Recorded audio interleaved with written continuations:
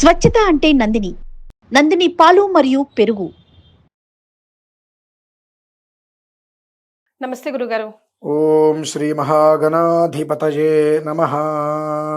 గురుగారు, అప్పులు అనుకోకుండా ఆగిపోయిన మొక్కులు తీర్చాలంటే మనిషి ఎలాంటి వ్యవహారం చేయాలంటారు? ఓం వృషశైలాధిప ఏవ దైవతన్నః వృషభాద్రీశ్వర ఏవ దైవతన్నః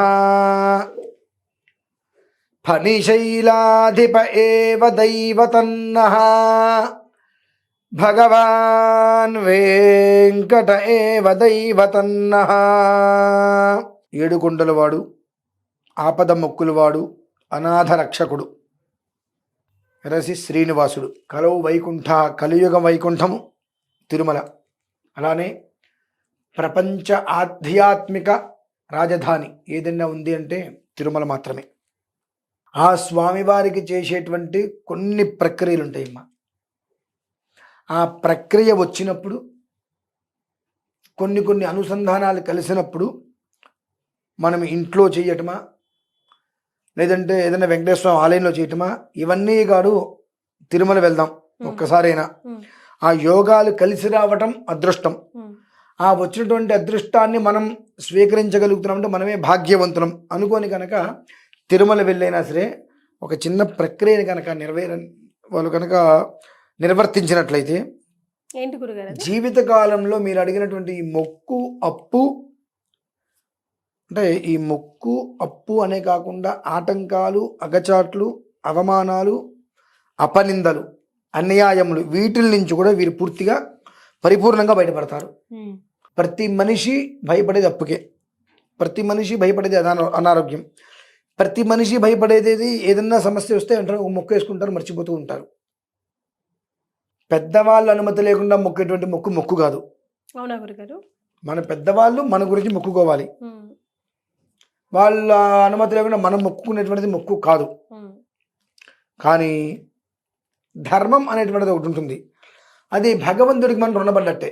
ఒక మాట ఇచ్చాము ఆయనకి, ఏదో ఒక రూపంలో ఆ మాటను మనం నెరవేర్చుకోవాలి. ఇవాళ రేపాయిలు ఉండ అనేటువంటిది. అంటే మనం ఎవరికైనా ఒక మాట, మనకి ఎవరైనా ఒక మాట ఇస్తున్న మాట ఇచ్చి మాట తప్పద్దు అంటాం చూసారు. అలానే ఒక మాట ఇచ్చాం భగవంతుడికి, ఆ మాటను ఏదో ఒక రూపంలో నువ్వు నెరవేర్చుకోవాలి. నెరవేర్చుకోకపోతే ఆయన నీ కొన్ని సమస్యలను చూపిస్తూ ఉంటాడు. అది మనం గ్రహించాలి. ప్రతి దాంట్లో ఆటంకాలు ఎదురుతున్నాయి, ప్రతి దాంట్లో తెప్పలు తప్పట్లేదు. మనకు కష్టపడుతున్న అన్యాయమే మనకు ఎదురవుతుంది. మనం ఎవరికి న్యాయం చేసినా తిరిగి మనకు అన్యాయమే వస్తుంది. మనం ఎంత ఉపకారం చేస్తామో అంతటి అపకారం తిరిగి మనకు వస్తుంది.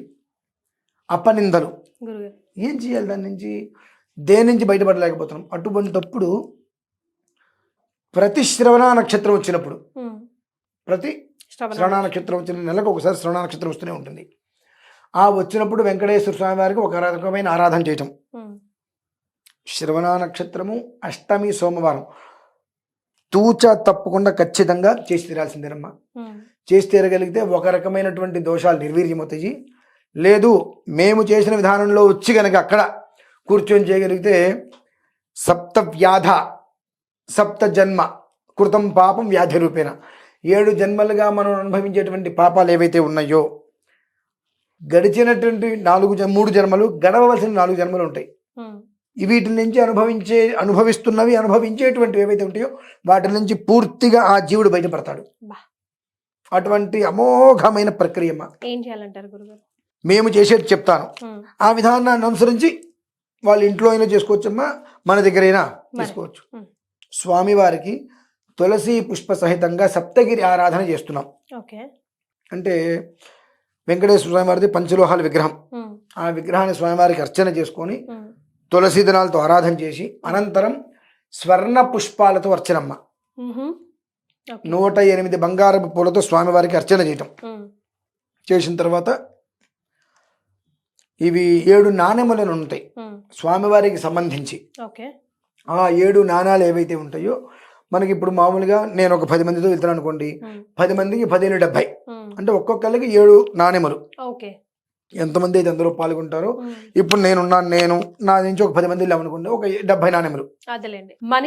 మనిషికి 7 నాణెములు లెక్కన ఇప్పుడు నేను నా పరిసరాల్లో కొంతమంది ఉన్నారు, వాళ్ళు నాతో రావచ్చు రాలేకపోవచ్చు. ఈ 10 మంది పేరు మీద నేను వెళ్ళి చేయటం 70 నాణెములు. ఆ 70 నాణెములు స్వామివారికి అర్చన చేసి ఆ స్వామివారిని అలా పట్టుకొని చేత పట్టుకొని తిరుమల కొండ శ్రీవారి మెట్టు నుంచి కొండెక్కుతామమ్మ. కొండ పూర్తిగా కొండెక్కేసిన తర్వాత జీవధ్వజం అంటే ధ్వజస్తంభం, ఆ ధ్వజస్తంభం దగ్గరికి వెళ్ళి ఈ 10 మంది పేరు మీద 10 జ్యోతులు అక్కడ వెలిగించడం జరుగుతుంది. ఆ వెలిగించిన అనంతరము ఆ ఒక నాణెములు ఏవైతే ఉంటాయో ఆ నాణెముల్ని తిరిగి వచ్చిన తర్వాత వీరందరికీ కూడా చేతికి అందించడం జరుగుతుంది. 7 నాణేలమ్మ. ఆ నాణాల్లో ఉండేటువంటి రహస్యం అయితే నేను చెప్పను, మీరు చూసుండరు.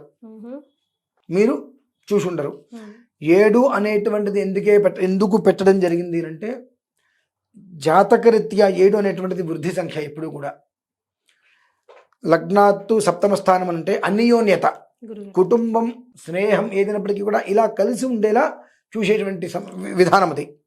వృద్ధి ఎప్పటికప్పుడు వృద్ధి చెందేటువంటిది అన్ని విధానాల్లో కూడా. వ్యాపారమే కావచ్చు, మనం ఏదైతే కనుక జీవితాన్ని చక్కగా నిలబెట్టుకోవాలి, నడిపించుకోవాలనేటువంటి సూత్రాలు ఏవైతే మనం అనుకుంటామో వాటి ప్రతి ఒక్కటి కూడా 10,000 రెట్లు అది వృద్ధి చూపిస్తుంది ఆ 7 కాయిన్లు కూడా. కాబట్టి ఆ 7 నాణాలు ఏవైతే ఉంటాయో అవన్నీ అర్చన చేసిన తర్వాత వాళ్ళకి ఇవ్వడం జరుగుతుంది. ఒకవేళ ఎవరైనా కనుక తిరుపతి వస్తే 11:30కి శ్రీవారి మెట్టు దగ్గర మేము ఉంటాం. వారి స్వహస్తాలతో సువర్ణ పుష్పం అర్చన చేయొచ్చమ్మా.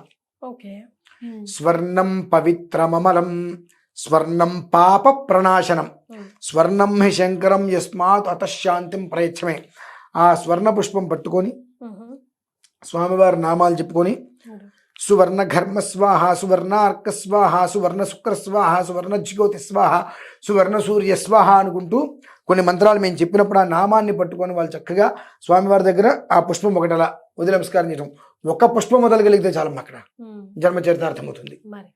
అంటే బంగారం అనేటువంటిది మనం వదిలిపెట్టాము అంటే ఒక రకంగా మృత్యుప్రదమైన దోషం వెళ్ళిపోతుందమ్మా. బంగారం అంటే స్వర్ణం పవిత్రమమలం అని వచ్చింది కదా, స్వర్ణం పవిత్రం. అందుకని అంటారు ఒంటి మీద కనీసం ఒక 1/2 గ్రాముతో అయినా సరే చిన్న బటువో చిన్న చెవులకు ఏదో ఒకటి పెట్టుకుని ఒంటి మీద ఇంత బంగారమైనా ఉండాలి అని అంటారు. ఆ బంగారం శరీరానికి ఇంతైనా ఉంటే ఆ మనిషి ఎప్పటికప్పుడు పవిత్రతగా ఉంటాడు. ఆ బంగారాన్ని మనం స్వామివారికి అర్పిస్తున్నాము అని అంటే ఇంకెంత పవిత్రత మనకు ఉంటుంది. అంతటి యోగవంతమైనటువంటి సిద్ధి వాళ్ళకి కలుగుతుందమ్మా. ఇది మేము అక్కడ చేస్తున్నాం.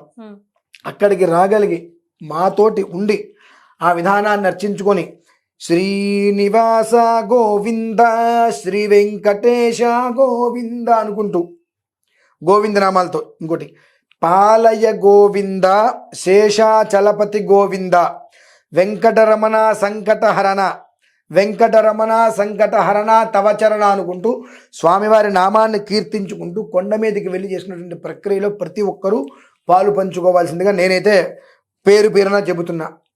అక్కడికి రాలేని వాళ్ళు ఉంటారు, పరోక్షంగా అందులో పాల్గొని తిరిగి వచ్చిన తర్వాత ఆ నాణెములు వాళ్ళకి ప్రసాదంగా ఇవ్వడం జరుగుతుంది. ఇది రేపు శ్రవణ నక్షత్రం నాడు పర్టిక్యులర్గా చేసేటువంటి ప్రక్రియ.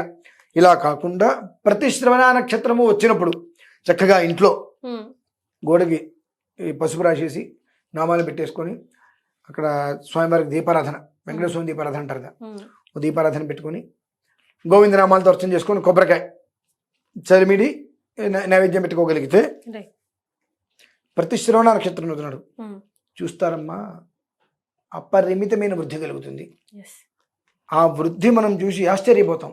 ఆ వృద్ధి మనకు కలగాలి అంటే మనం ఏదైతే మొక్కుకుని ఉన్నామో, మాట ఇచ్చి ఉన్నామో, ఇటువంటివి తెలుసో తెలియకో చేసినటువంటివి మనిషిని కుదిపేస్తూ ఉంటాయి.